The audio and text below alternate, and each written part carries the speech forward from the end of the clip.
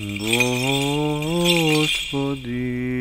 Ісусе Христе, Сине Божий, помилуй меня грешного.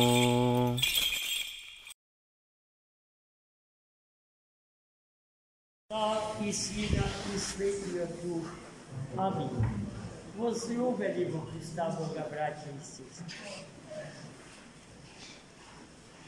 Денешната евангелска перикопа, напишана од раката на светиот апостол и евангелист Лука, е навистина потресна и задира во најдлабоките предели од интимата на секој човек воопшто.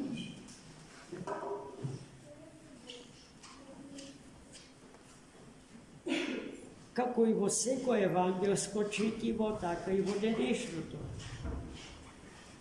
Христос ни помага да дојдеме да одговори на екзистенцијални прашања, до кои што доколку не дојдеме, немирот ќе не совлада, а потоа, губејќи го мирот, се разбира, ќе бидеме лесно подложни под влијанијата на сите нечисти сили и вредностите што ни ги предлагаат тие, а се во спротивност со природата наша, човечка, од Бога создадена. Во денешната евангелска перикопа, светиот евангелист Лука го отвора прашањето за сродноста на луѓето, помеѓу луѓето. И се поставува прашањето, но се добива и саканиот одговор за тоа дали плотската, телесната сродност е поголема, повозвишена, помокна и посилна од духовната. Еве како во евангелското четиво денес читано се доаѓа до прашањето за ближниот. Еден учен правник, млад, образован евреин,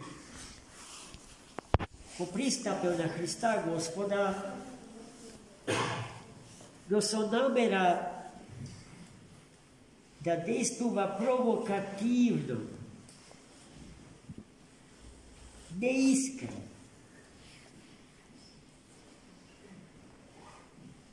И му поставил прашање кое што мора да се признае, не ќе да е само негово, туку на секој човек. Што треба да направам, учител, за да се стекнам со живот вечен? Централно прашање, нема збор. А и лукавството на младиот еврејски правник е во тоа што тој го знае одговор. Но очекува од Христа некој одговор кој што може би дека се совпадне со еврејската духовна или библиска традиција. И Христос веднаш го праша младиот и образован човек дали го чита, ја чита најсветата книга и што во неа чита. На секој случај го подсетил на двете најголеми заповеди Божи за љубовта на човекот кон Бога и за љубовта на човекот кон човек.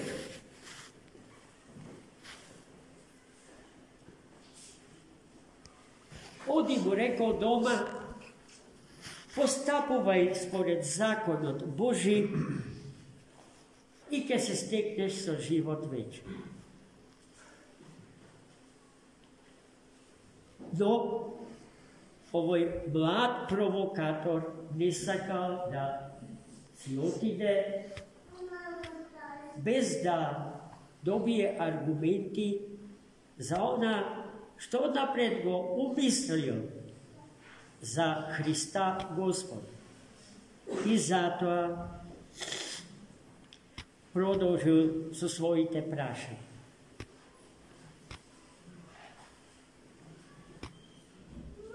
Бидејќи во втората заповед се зборува за љубовта кон ближниот, момчето го прашало Христа: а кој е мој ближен учител? Христос на тоа прашање не одговорил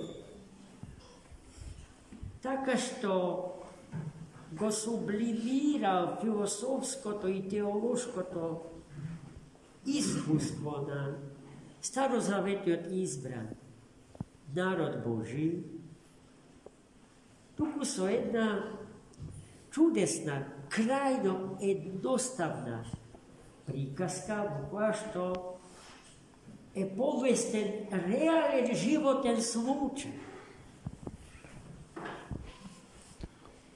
Еден човек, му вели Христос, патувал од Ерусалим за Ерихон. Патем го сречнале разбойници, го плячкале и полумртов го фрлиле крај патот.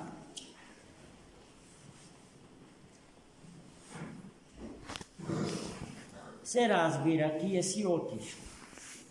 Прв човек кој што поминал покрај смртно ранетиот евреј бил свештеникот. Тој ладнокрвно го погледнал братот свој облиен во крв и си отишел. Веднаш после него поминал представник на левитското колено. Левитите се едни од 11 јудејски колена. И тој, како и свештеникот, бездушно, студено, само го погледнал човекот на умирање и си замина. Ранети, свештеникот и левитот му припаѓале на еден ист народ, на еврејскиот народ. Иста крв носеле. Значи биле телесно сродни. Но гледајте, каква била нивната постапка. И најпосле, покрај повредениот, поминал еден самаријанин, човек кој што не му припаѓа на еврејскиот народ. Туку на еден народ со кој што еврејскиот е во постојанен конфликт и недоразбирање. И тој конфликт помеѓу тие два народа во светата земја трае до ден денешен. Но тој, самаријанинот, кога го видел човекот ранет, смртно ранет, го запрел своето конче, слего му ги измил раните со елеј и вино, го побил, го извлекол од смртната опасност, го качил на своето конче и го одвел до првата крчма во која што го побара газдата и го замоли да превземе грижата за тој човек се додека не стане, додека не се опорави целосно. Кога си одел, му оставил 2 сребреници, најголеми пари во тоа време, со највисока вредност. И му кажа, се што треба да направиш за тој човек, и ако потрошиш повеќе што ти дадов при следното мое доаѓање, ќе ти надопол.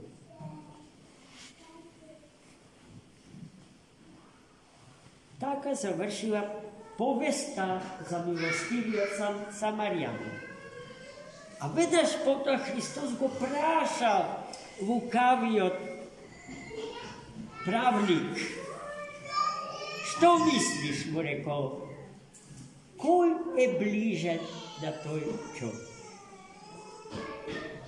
И овој рекол, па тој кој што му пружи нега и го спаси од челюста на смрт. Најмили мои, и ние не сме далеку од биолошкото поимање на блискоста со луѓето. Ама тоа што се однесува на биологијата и тоа наше останување во рамките на истата, значи дека не сакаме да излеземе од зоолошкиот свет. Антропологијата ја жртвуваме заради зоологијата.